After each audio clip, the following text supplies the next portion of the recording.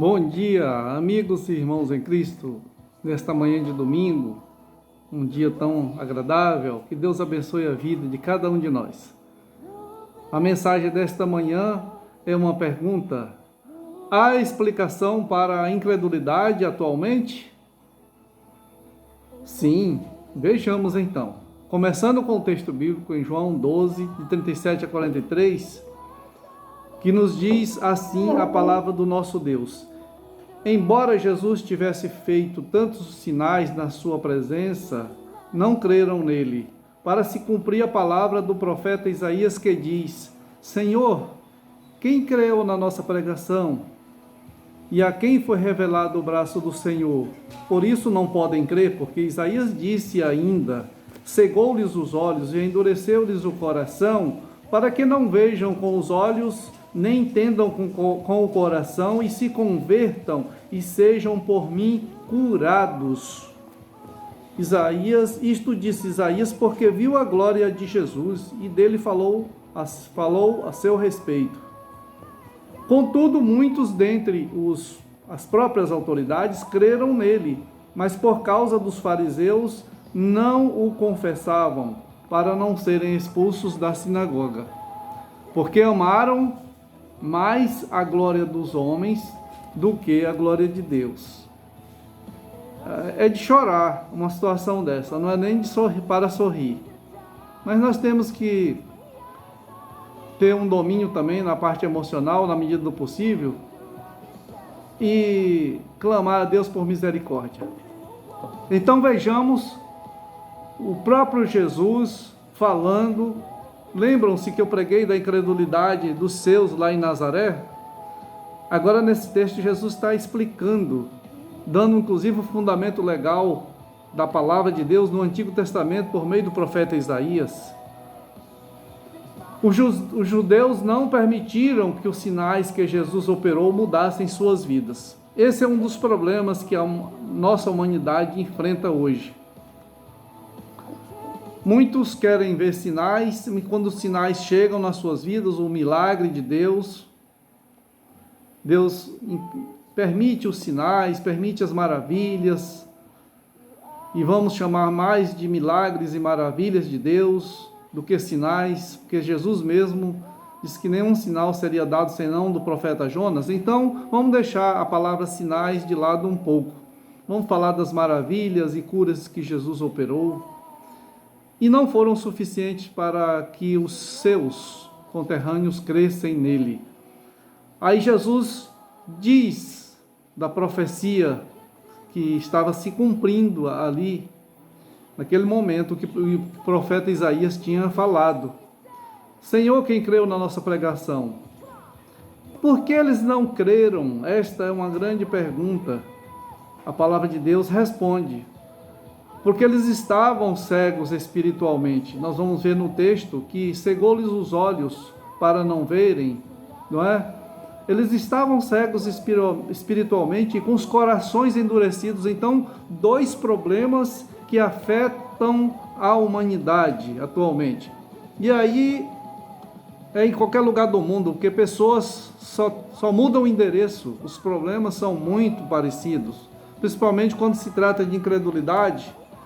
Parece que adotaram um padrão de incredulidade, que tem que ser repreendido, e nós suplicamos a Deus que repreenda esse padrão criado por muitos, padrão da incredulidade, porque só creem naquilo que veem. Mas vejamos então o problema da cegueira. A cegueira espiritual, ela é tão intensa na vida de muitos, que a pessoa vê e diz que não está vendo, sente e diz que não está sentindo. Então a resistência é criada no seu próprio corpo. E o Espírito Santo respeita os limites de cada um, por isso muitos não são convencidos, não se deixam ser convencidos, melhor dizendo, do pecado, da justiça, do juízo e de todas as outras coisas que desagradam ao Senhor.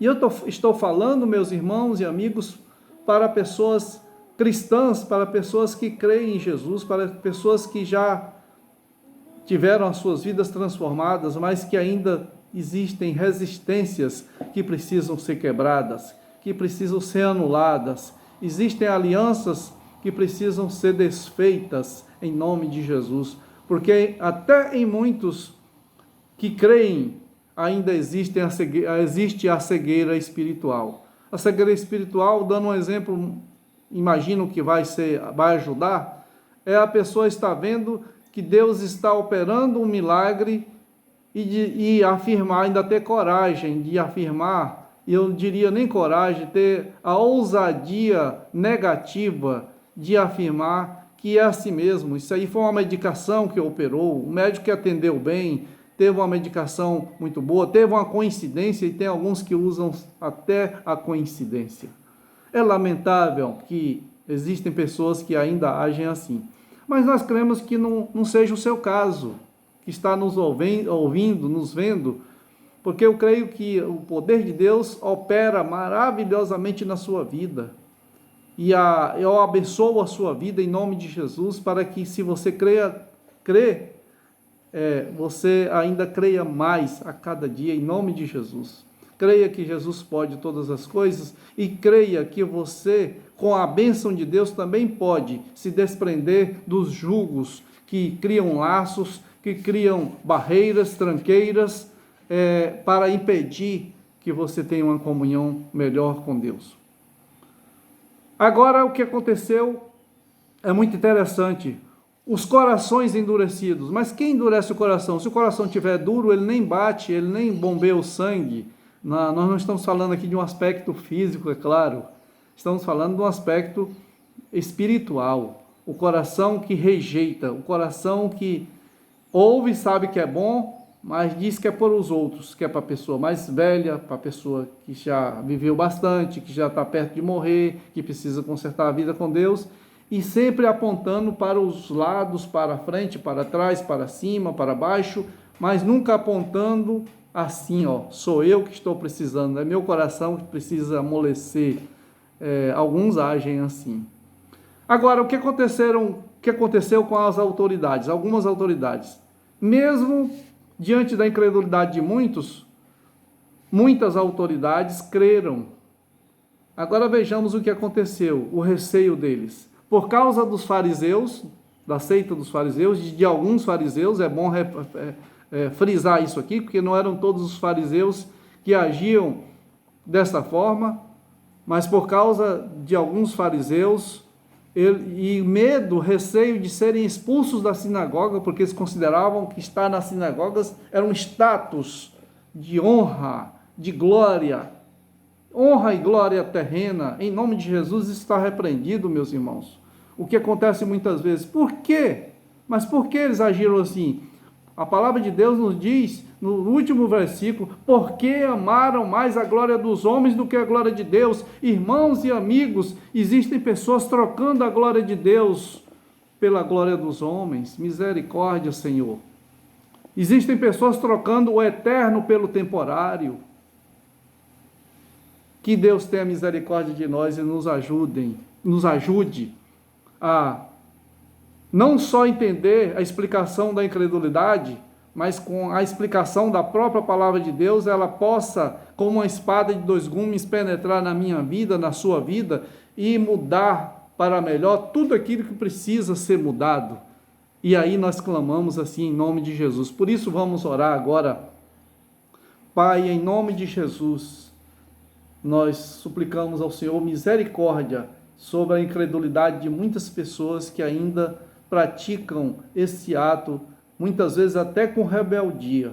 Repreende, Senhor Deus, a incredulidade na minha vida, na vida das pessoas que estão nos vendo e ouvindo.